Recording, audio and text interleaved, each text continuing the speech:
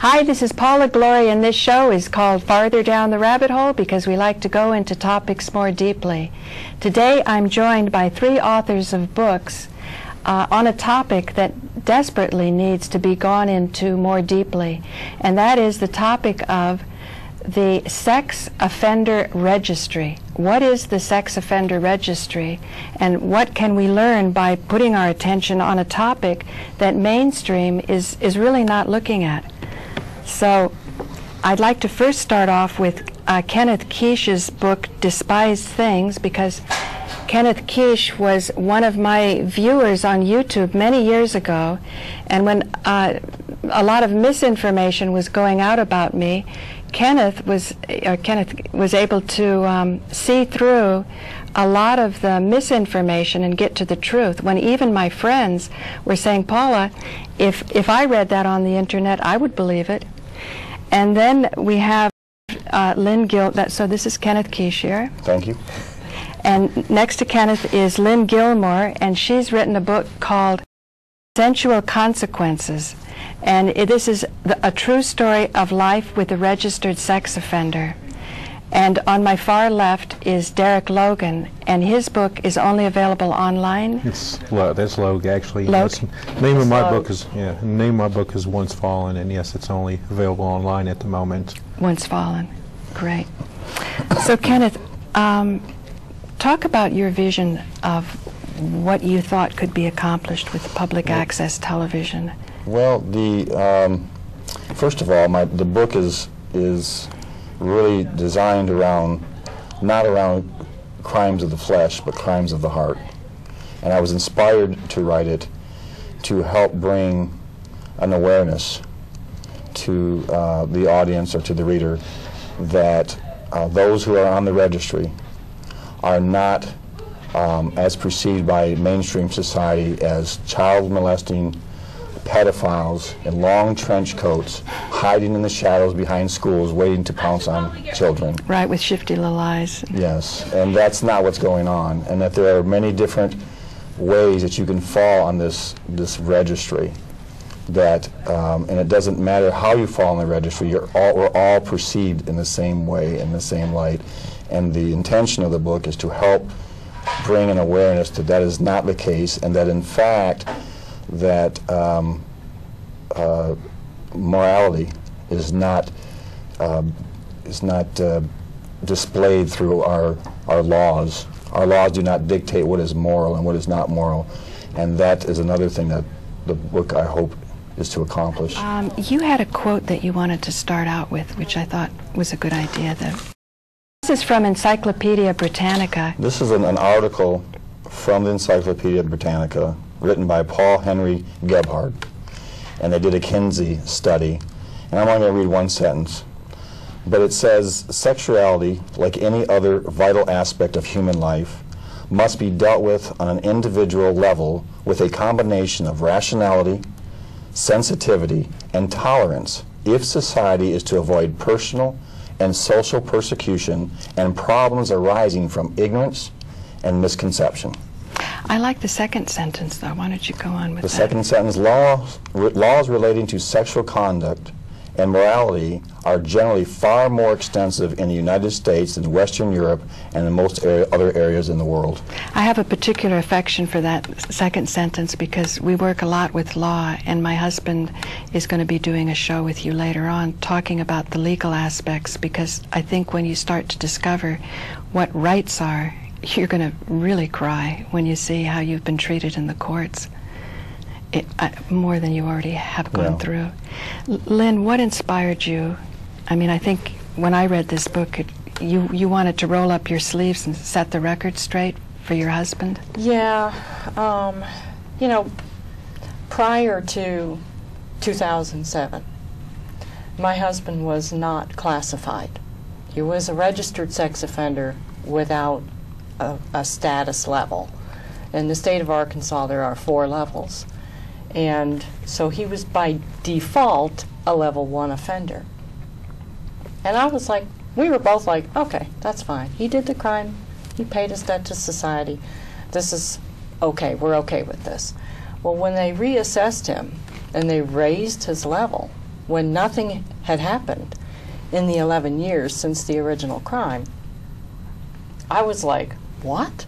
What basis do they have to raise his level when everything in his life showed that he was a contributing member to society and that he was a law-abiding citizen, a man, he had a job. There was nothing about him that would suggest that he was a risk to society. So when that happened, and I'm like, well, shoot, they got it wrong. They're wrong. And I thought, it's either they got one guy wrong and everybody else they've labeled correctly, or they've got everybody labeled wrong. Right. And when I started to look into it, I realized it was the latter, that everyone was labeled incorrectly, that the tools that they used to determine someone's level of risk were greatly flawed and inaccurate. And when I realized how this was going to impact my life and the lives of my children and our immediate family and close friends, that's when I said they're going too far, because they have affected my rights as an American citizen. I have done no crime, ever. I have nothing on my record. There is no record. And same with my kids. And yet we're punished because we are related to someone on the registry. Right. You really took matters into your own hand and reached out into your community, and you got a lot of support. Yes, I did. I kind of question whether there was a crime in the first place, but let's go into that later, because I'm sure the viewers are going to want to know how this even happened. I want to hear from Derek. Derek, what got you to write a book? Well, I was encouraged to by my fellow activists, because I've been doing this for quite a while. Before I picked up my case in Alabama, I had received a degree in criminal justice from Athens State University in Athens, Alabama, and I graduated with honors, and I was looking forward to a career in law, and I made a poor choice. I had a consensual act with a minor, and I was charged with first-degree sexual abuse, which was a Class C felony, and I had served 3 years in pen for it. And 3 years? 3 years. And I had pled to 6 years rather than get the full penalty, so they sent me to a facility for 3 years. And upon my release, when I was getting out, Alabama has a policy in place where if you don't have a place to stay upon your release, you don't have a definite home plan, they actually charge you with failure to register and send you back to prison for even more time, and they have done that to other people. So 5 days before my release date, I was supposed to go to this place in Pensacola, Florida. They had agreed to take me, and they changed their mind. So here I am, I'm panicking because I'm facing a failure to register charge if I don't find a place in 5 days. And this church home in Cincinnati says, well, we don't turn anybody away, I'll take you. Never been to Cincinnati before in my entire life. So 5 days later, I'm on the bus going to Ohio. So I stayed in this church home for about 10 months, and then I lost that, and I was homeless on the streets for a little while, for about half a year. I found a job stocking shelves at a grocery store. I got a sleeping room in my apartment. Not much of a life, but it was a life. It met the residency law requirements. You're supposed to be within 1,000. Can't live within 1,000 feet of a school or daycare or something like that. So 2 years I lived as a Tier 1 registrant. They looked at the circumstances of my case and determined I was a low risk. The problem came 2 years later in 2005, right after I registered. They went back and said, because you came from Alabama, which is a state that has lifetime requirements for all registrants, because you have a lifetime registry requirement, we are reclassifying you as a sexual predator. And on top of that, you live within 1,000 feet of a place called the Life Skills Center, which is a place for people ages 16 to 24 to get a GED. Now, what is AEGED? GED. GED. Yeah, Oh, GED. General Education diploma. It's equivalent to a high school diploma. So I could go there to get this GED. I could have sex with the students because the age of consent is 16 in Ohio, but yet I can't live within 1,000 feet of this place because it is considered a school under the law. So you can't live within 1,000 feet of a place that you can date anybody that goes there. I didn't understand the law at that time. So I started studying up on the law, and of course I had an advantage because I have a degree in criminal justice already, and I had done jailhouse lawyering while I was in the pen and everything for other individuals. So I fought the law representing myself because I didn't have the money for an attorney. So I had lost, and the same day that I had lost my case, the city of Cincinnati condemned the building I was in because it was a real slum and it was in really bad shape and it violated fire codes. So what ultimately happened was the city, I had qualified for a stipend to move, so I found another location that met the residency law requirements. So I moved to this location, and no sooner did I move there, the city of Cincinnati tried to institute their own residency laws. They were going to expand upon the state law, which was 1,000 feet from schools, daycares.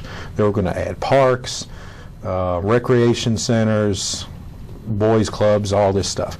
So I go with my mother, we go down there and I fight them on it, and that was my first media appearance. And I successfully defended myself. The city removed the park requirement because where I live at now, on this block, on the opposite end, there's this little area, and they call it Triangle Park. And really, it's nothing more than a place where people take their dogs to poop. Is really all it is.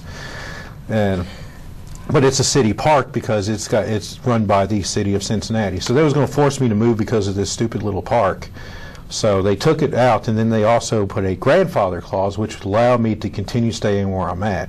But see, that's all a moot point now, because now the Ohio Supreme Court had gone back and said that you cannot apply these laws retroactively. So anybody who was convicted before April 1st of 2003 no longer have to live under residency requirements. And now I can live anywhere I want to in Ohio.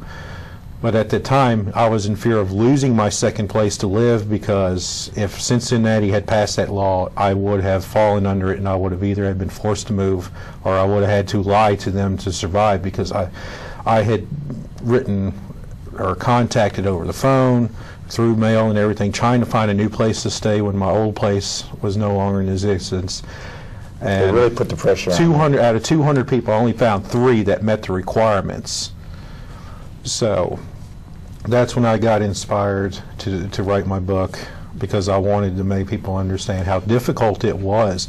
As soon as all this went down, I lost my job, lost the girlfriend I had at the time. The laws are being used as a weapon against me, so when dating becomes a problem. We do want to show the human side of what we think is protecting society. Ken knows my thinking very well. Like I said, on the internet you could see through a lot of the misinformation that was being spread about me.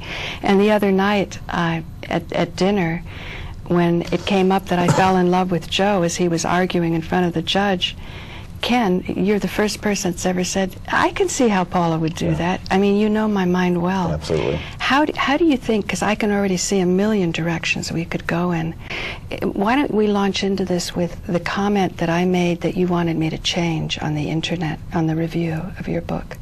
Paula did a review for me after she read my book, and it's just part of the misconception.